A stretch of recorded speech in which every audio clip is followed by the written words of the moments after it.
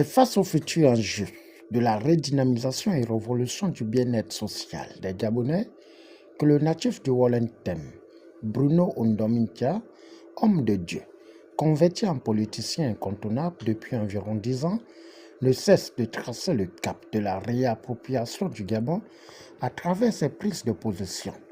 C'est dans ce cadre que les originaires du canton Bissok, de passage aux résidents à Libreville, ont pris part à une importante communication le 25 juillet 2025 à la salle de conférence de la fonction publique devant un panel riche composé des doyens politiques. Nous nous sommes réunis aujourd'hui, fils et filles du canton Bissok, vivant ou de passage à Libreville, pour une rencontre citoyenne au cours de laquelle j'ai tenu à confirmer ce que j'avais déjà annoncé à OIM il y a une semaine, que encouragé, porté par une dynamique locale du canton, j'ai accepté de défendre les couleurs de la population du canton de Bissok aux prochaines législatives de septembre 2025.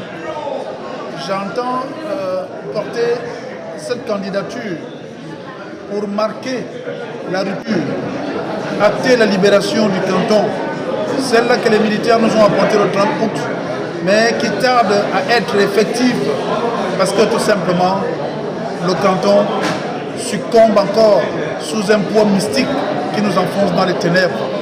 Et tout le monde peut toucher du doigt que le canton Bissok est dans un état piteux.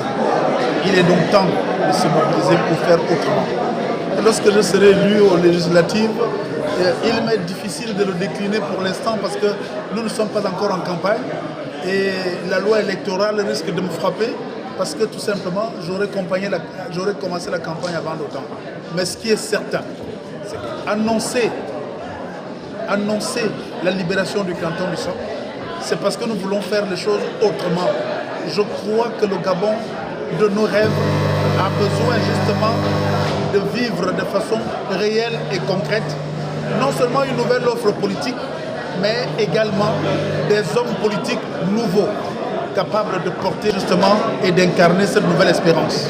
Après l'éclairage du bien fondé de la rencontre, dans une ambiance fraternelle et conviviale, le numéro 1 du parti, Réagir, François Ndongo-Bian, n'a pas hésité à dresser un tableau positif de la Ve République en faisant une virgule historique de la vie politique avant la chute du président de la République sortant, Ali Bongo Ondimba.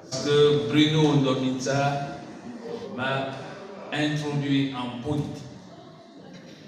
Je suis né dans la politique, dans une famille politique, depuis 1919, dans ce pays. Et mon père me donna le nom de son aîné, qui sera le premier évêque de ce pays, Monseigneur François. Je ne faisais pas de politique. Mais Bruno Ndomintia est de ceux qui m'ont appelé en France pour me choisir afin que je fasse de la politique et devenir ainsi le président de Réagir. Ils ont appelé ça pour l'État. Ils ont appelé ça pour des libérations.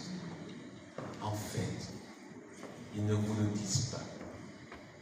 Ça correspond à la phrase de Bongo qui nous dit au revoir. Dieu ne vous a pas dit de faire du Gabon ce comme gentil vous écrase avec votre argent de poche, l'argent public. C'est ça. Et profitez-en, c'est à chaque Gabon et c'est à chaque habitant du Bissok maintenant de prendre conscience du rôle qu'il doit donner à Dieu et à lui-même. Et de, comme l'a dit le premier orateur,